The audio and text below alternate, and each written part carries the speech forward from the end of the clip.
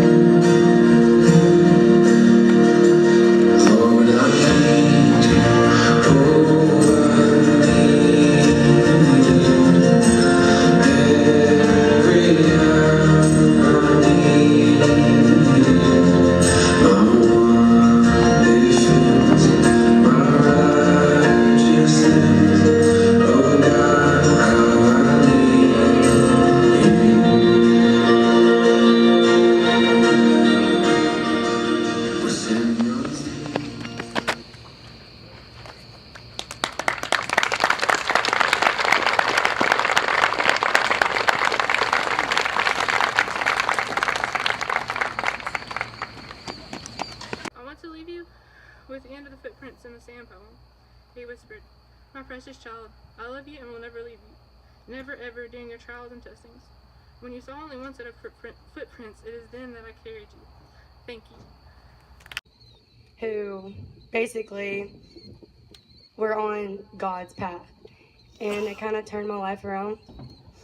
And I mean, I was loved at my darkest by not only my friends, but by God. And as I kept getting happier and happier, I kind of started losing sight of God again. And as I was losing sight of God, I didn't really realize it at the time that He had brought that joy and happiness to my life. But then I lost my pawpaw. Sorry.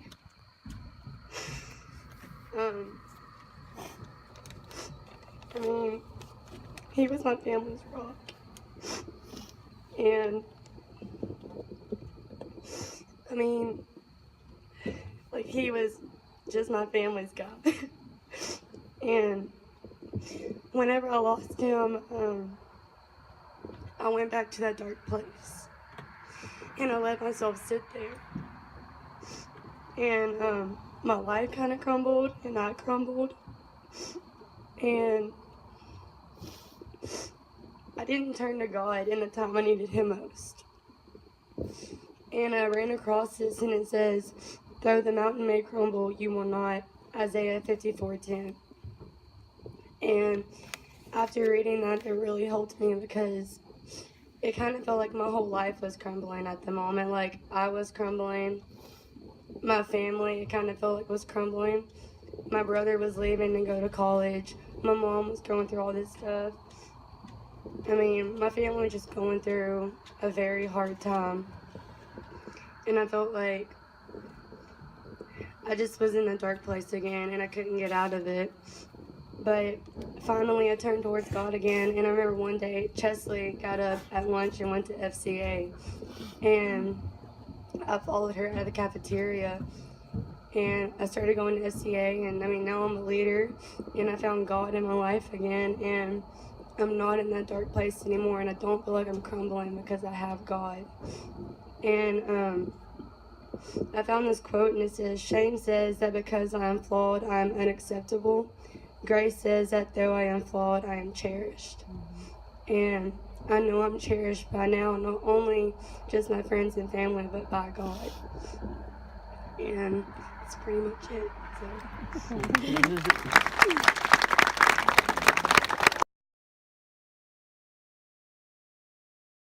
And he was going to be super good. He was going to be awesome. He was probably going to be really. But aside from that, so I wasn't the original plan to speak to y'all tonight. But I was God's original plan, and so God knew that I was going to be here tonight, and He also knows that each one of you are going to be in these seats tonight. So thankfully, I serve a God that's bigger than original plans. But like I said, He knows that each one of you are going to be in the very seat you're in right now. He knows that you're going to be sitting by the exact person you're sitting right now. There's a plan and a purpose for tonight, and there's a reason you are where you are. You're not here just to be here. So. Like I said, though, I was not the original person that was going to come up here and speak.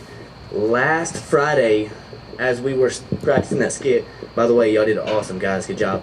As we were practicing that skit in the new gym, Coach Commander, right before we had started, Coach Commander said, "Hey, Justice, hey, so do you think you could deliver the message at Fields of Faith?" And so immediately, you know, the little butterflies come up and you get super nervous. And so, of course, I was like, well, sure. You know, when your teacher asks you to do something and you really don't want to, but you have to because that's your teacher. A lot of this section knows what I'm talking about. So I was like, yeah, okay, I can do that. But immediately, after she asked me, I was super nervous. You know, I was trying to figure out what is it I'm going to talk about. What do I speak on tonight? And the first question I remember asking myself is this thing, guys. But the first question I remember asking myself is, you know, what is Fields of Faith? What is the reason and the purpose we're here for? And, you know, a lot of people will say, or a lot of parents that are over here will say, well, I'm here to watch my kid. You know, my kid is out there. I'm here to support them. They did great in the skit. They put a lot of hard work behind this, so I'm here to watch my kids. A lot of the kids will say, well, I went to church to eat some food, but they drugged me here. So I'm not really here for a specific reason, but I'm kind of here. But overall, what the main purpose of Fields of Faith for, and why you're here tonight, and what this whole organization started as, is a challenge. And there's many challenges that go in tonight. Being, I can vouch for all of these kids right here, or adults, whatever you want to call them, many adults, and saying that this skit that we put on, that took a lot of hard work. That was a challenge to put on. For Brother Chad and Brother Brad, that songs, that figuring out how to play that fast, for me at least, that was a challenge. It wasn't easy just to sit down and be like, well, all right, this is it, we're done, this is it. But there's a lot of challenges that go in tonight. Getting everybody here, y'all see that pretty cross out there? Everybody see that? This means yes, this means no. Yes. That was a challenge. That was a challenge only Jesus could take care of. You think I'm joking? That was... But, so like I said, there's many challenges wrapped up within tonight, but the main challenge of tonight is that you leave here challenged. And the challenge that you leave here with is something that will better you and not worsen you. So, I looked up the definition of what is a challenge, because, like I said, when you don't know something, and you're in a class that you don't know stuff, what do? Google it. Google it, that's right, you Google it. So I Googled challenge, and the definition that came up was an invite to do something one would think difficult or even impossible. So I'm going to say that one more time. A challenge is an invite to do something that one would think difficult or even impossible. So tonight, though, before we actually get into the word, I'm gonna sub out one word, and it's gonna be the word one, but it's gonna say our definition of challenge tonight is an invite to do something the world would think is impossible, okay, or difficult or impossible. So one more time, our definition tonight, and y'all remember this because I'm gonna ask you here later. There's gonna be tests. What is a challenge? It's an invite to do something the world would think difficult or even impossible. So tonight, I don't know who all has their Bibles. It may just be me, but if anybody has their Bibles, we're going to be in Luke chapter 10, verses 30 through 35. Many of y'all have probably heard the story of the Good Samaritan. It's not a story, it's a parable. And some of you are like, well, parable? What is a parable? All a parable is, it's just a worldly story with a heavenly meaning. So if I was to tell a story, but I wasn't meaning it the way I told it, it was supposed to have a spiritual meaning, then that's what a parable is. And that's what Jesus does. He does this so many times throughout the New Testament. He gives us parables, and he'll tell us stories that we can understand in real life that have a heavenly meaning to them. So the story tonight the parable tonight starts in verse 30. It says, "In reply, Jesus said, a man was going down from Jerusalem to Jericho when he was attacked by robbers. They stripped him of his clothes, beat him, and went away, leaving him half dead. A priest happened to be going down the same road, and when he saw the man, he passed by on the other side. So too a Levite, when he came to the place and saw him, passed by on the other side. But a Samaritan, as he traveled, came where the man was, and when he saw him, he took pity on him, and went to him and bandaged his wound, pouring on oil and wine. Then he put the man on his own donkey, brought him to an inn, and took care of him. The next day he took out 2 denarii. I know you're asking what a denarii is. I'm about to explain it. Don't be confused. But the next day he took out 2 denarii and gave them to the innkeeper and said, look after him, and when I return I will reimburse you for any expense you may have." This is the story tonight, guys. And we have two little points that's going to come out of this. But first I want you to understand everything in this story, because I know when a teacher at school teaches and she just says a whole bunch of fancy stuff, you're like, do what? Like, that's me half the time in calculus class. Do what? Okay, so I don't want y'all to be like, do what? So let me break this down. In the beginning it says, a man was going down from Jerusalem to Jericho. I don't want to overlook that word down. When they say down, from Jerusalem to Jericho was a 3,325 foot drop. So it wasn't, not like a straight cliff, but it was like a mountain. If we're all from Texas, and everything's flat. You could watch your dog run away for 3 days out here. But from Jerusalem to Jericho, Jerusalem's up here. Jericho's way down here. So you're going from about 2,500 feet above sea level to about 825 feet below sea level. So if we ever saw a hill that was 3,325 foot tall, guys, we would think it was a mountain. We would be amazed. Like it's not a short distance. So when it says down, it literally means down. So a man was going down from Jerusalem to Jericho, and when he was attacked by robbers, everybody understands that. They stripped him of his clothes and beat him and went away, leaving him half dead. Alright, so a man coming down. It's actually about a 0.6. I looked this up with another Google.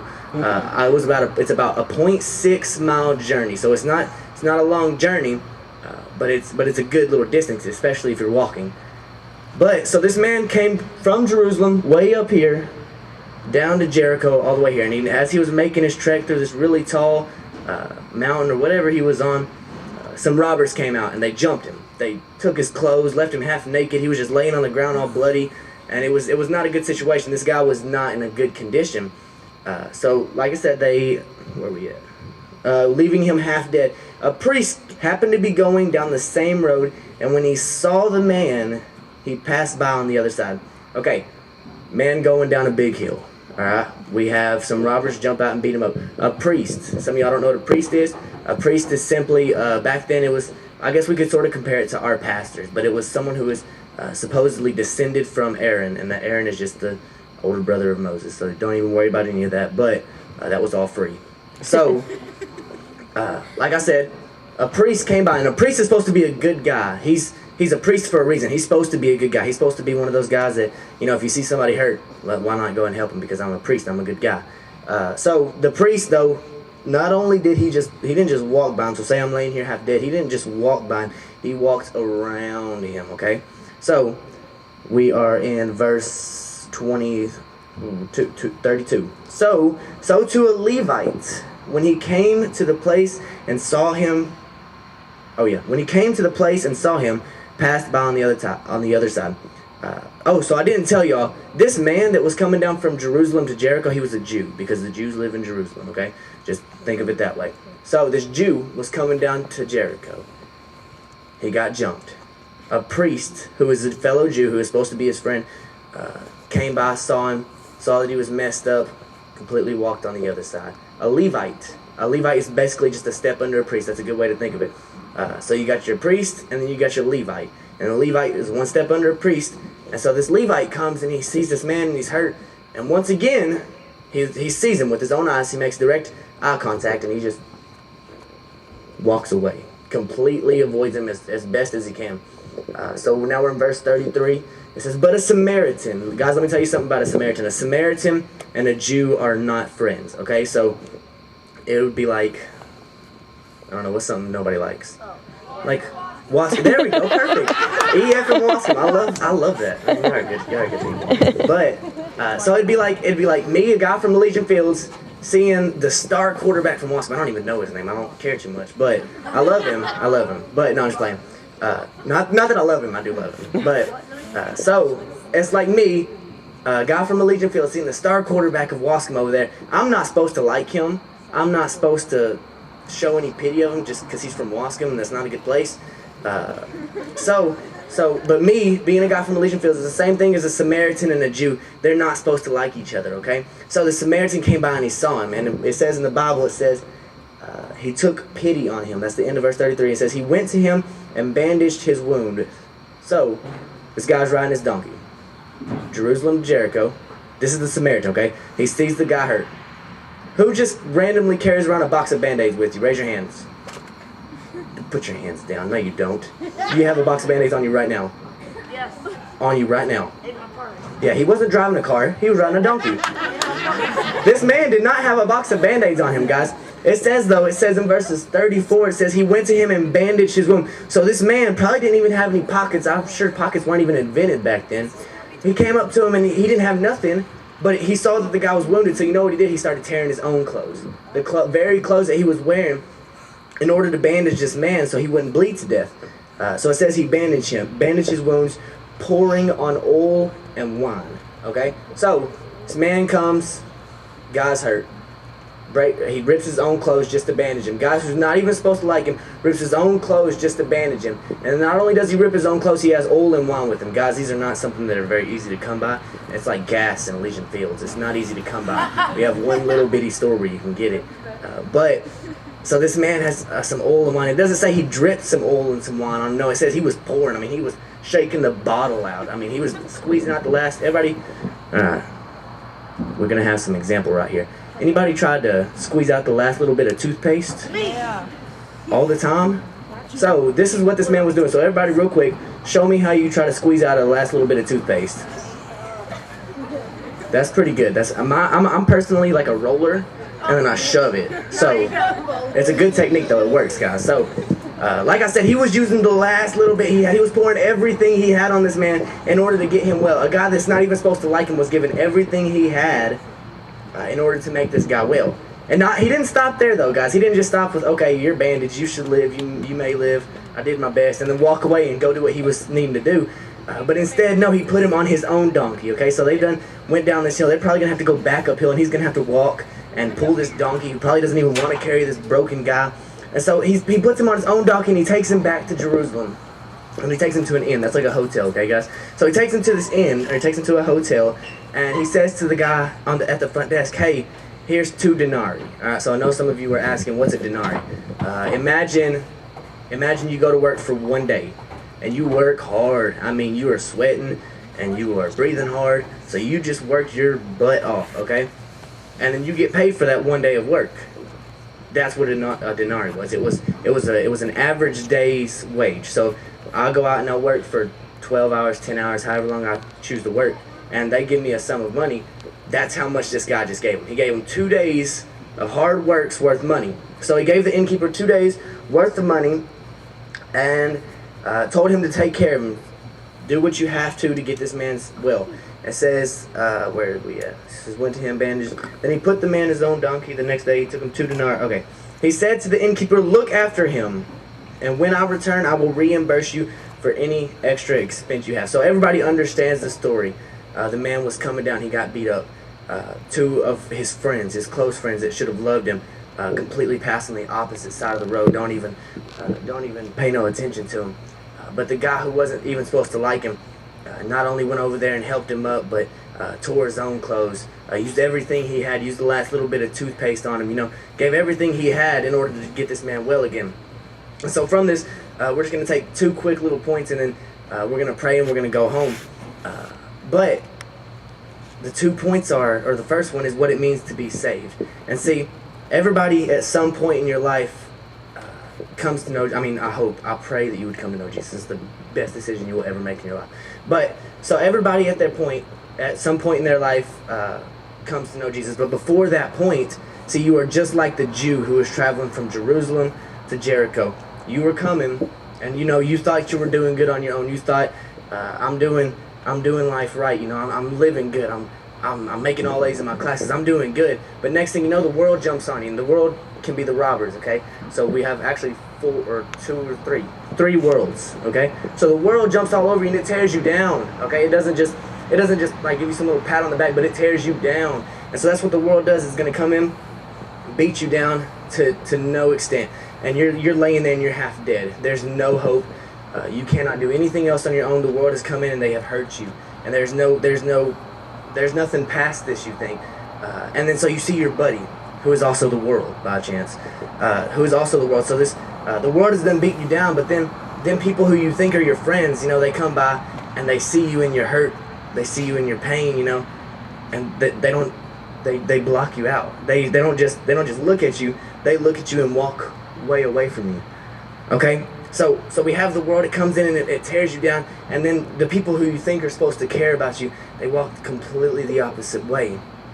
But then that one person who you do not believe should ever like you, who you do not believe should ever even know your name, comes in and helps you up. And that one person is Jesus. See, with our lives, guys, we have not been friends to Jesus. It says in the Bible that we were all born into this disgusting thing called sin, and Jesus is perfect, so he can't be around sin.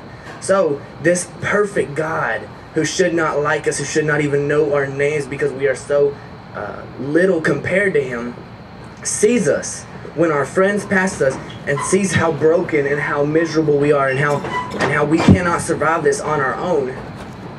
And he doesn't just bandage us. He doesn't just tell us, oh, you'll be okay, and give us a little pat on the back and keep on going. No, he picks us up and he takes us to God. He shows us how to live. You know, he fixes us. He gets us better again. And that's what being saved is like. You get beat down by the world and you get tore up and your friends done pass you by. The world does not care for you. But Jesus comes in and he says, I love you. And so that's what being saved is like. But there's people that haven't been here, that haven't been saved tonight. I would be a fool to think that everybody in this or in this field, in these stands, is saved tonight. So I'm not going to be ignorant and say that. So I know without a shadow of a doubt there's got to be at least one person here that's not saved tonight. So So I'm sorry, guys. But so that's what it looks like to be saved. You know, right now, the people or the person, whoever it may be tonight that has not been saved, you are that Jew who was coming from Jerusalem to Jericho, and you've been beaten. You know, you are not going to survive. There's no way possible that you can make it out of this by your own strength. But tonight, guys, Jesus is like that Samaritan. And that's what it looks like to be saved. This is my second point. So what it means to be saved is you were the Jew and you got beat up and Jesus came and saved you. But what it looks like to be saved, we're going to be in the shoes of the Samaritan, okay? So what it looks like to be saved, it's an ultimate love inside of you. You know, when God comes, he changes your heart. He makes you white as snow. And he places a hope inside of you that you just have to go out and you have to share with everybody. So looking at the shoes of the Samaritan, this is what it looks like to be saved. So I like imagining it like this. When I think of stories, I try to think of them before they actually happened. So I'm thinking of the Samaritan before he actually happened. So I imagine he's at his house. He's probably eating him some waffles or something. Just some kind of good breakfast. And probably pour some syrup on him or whatever they had. Molasses maybe back in the day. Like way back in the day. But so he's probably sitting there and he's eating and he's full and everything. And he's like, okay, gotta make this big old long walk to Jericho. My donkey may trip a couple times. I'm gonna have to be strong enough to pick him up. So he's getting mentally prepared, and you know, he gets his donkey, he gets all this stuff on him except for bandages. He probably put some oil and some wine on him. Oil and wine on him, and then he starts off for his day. You know, he's already made it about halfway to Jericho. He's getting tired, but as he's walking, there's dust everywhere because this is a dusty road, and there was no pavement or gravel back then. But as he was walking, dust in his eyes, trying to sort of squint, he sees this figure on the side of the road. And he sees it, and he's still trying to squint, still trying to figure out what it is, but he gets close enough to where he's just right there, and he sees what's going on. And he sees this man, and he looks at him, and he sees his eyes. And you can tell a lot by somebody's eyes. So you can look in somebody's eyes, and you can say, oh, they're done. They can't handle anymore. You can look in their eyes, and you can say, oh, that's a fighter. You know, just try it every now and then, guys. Look into somebody's eyes and see what you see. It's an amazing thing. So he looked into his eyes and he saw defeat.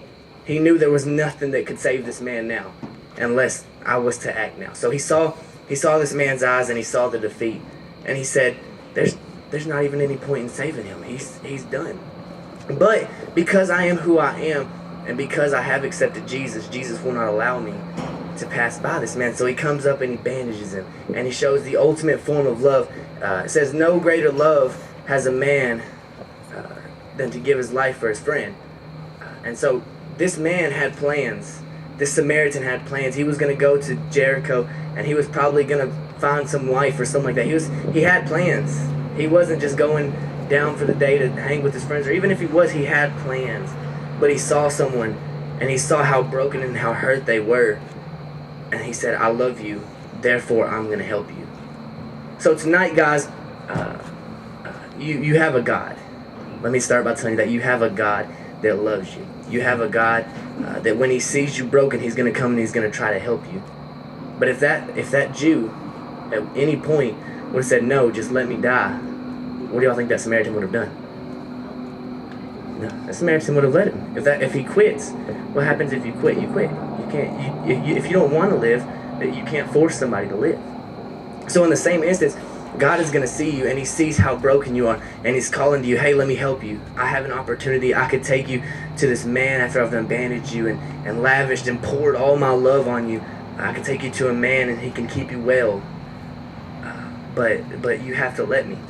So tonight, guys, my challenge, this is my challenge for you tonight, is be a Samaritan. And this is for the people who do know Jesus, which, by the way, that's an amazing thing. So for the people that do know Jesus, go out and be a Samaritan. You see your friends. Every day we go to school here at Elysian Fields. I'm a senior here. Every day I go to school and I see people who are broke down, who cannot live life on their own, who cannot get out of the rut they are in. So me, as a Christian, I'm called to be a Samaritan. I need to go out and I need to show them love, and I need to show them that, hey, there is a better way out there. There's a better way, and I can take you to one who can heal you, who can keep you safe, and that can teach you how to live right to where this won't happen again.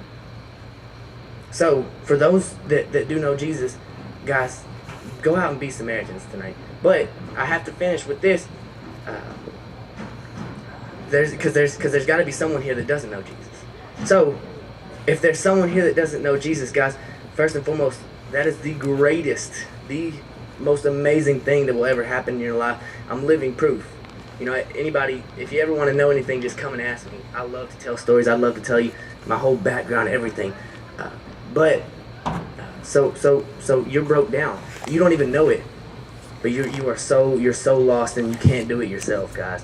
And there's one that can come, that can show you, and that can take you to the Father, and you can be healed tonight, guys. But the one that comes and heals us, he is worthy of our praise. So as Brother Chad comes up, and guys, I'm finished for tonight, but I want you to know that Jesus loves you, and that everything you do will one day be seen. So do not let that man who wants to come and heal you, do not let him just pass you by. Do not let him just leave without accepting what he has to offer, because it's a good life, and you can actually live your life. So the man that comes to save you, though, his name is Jesus. Jack, you can come on up too. His name is Jesus, and tonight, guys, he is worthy of our praise. This is what tonight is for. So my challenge for you, as you go out into your school tomorrow, as you go out into your workplaces, for all the adults over here, go out and be a Samaritan. Go out and live that life of pure love, guys. And so the God that we worship, he's worthy of our worship. He's worthy of our praise tonight. So as we close, we are going to be singing a song that's called Praise the King. So guys, I want y'all to be loud. Y'all can stand up, and we can finish this in a song. And then, do we have anything after that? After that, as the song is played,